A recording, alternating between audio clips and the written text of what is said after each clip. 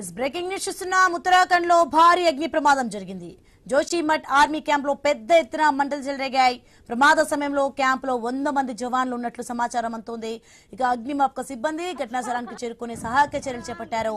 మధ్యాహ్నం 2 గంటల సమయంలో స్టోర్ లోని ఒక గది నుంచి మంటలు వచ్చాయని ప్రత్యక్ష సాక్షులు చెప్తున్నారు చుట్టూ ఎత్తైన కొండలు నిర్మాణాలన్నీ దగ్గరగా ఉండటంతో మంటలు వేగంగా వ్యాపించాయి పెద్ద ఎత్తున అగ్ని కిలలు ఎగిసిపడ్డాయి ఆ ప్రాంతంలో గందరగోళ వాతావరణం నెలకొంది పరిస్థితి అదుపు తప్పకుండా సమీప ప్రాంతాల్లో ఆర్మీని పెద్ద సంఖ్యలో మోహరించారు ఆర్మీకి చెందిన అగ్నిమాపక శకటాలతో పాటు రాష్ట్ర ప్రభుత్వ అగ్నిమాపక వాహనాలు వచ్చి మంటల్ని ఆర్పే ప్రయత్నం చేస్తున్నాయి స్టోర్ లో చిక్కుకున్న వారిని బయటకు తీసుకొచ్చే పనులు చురుకుగా సాగుతున్నాయి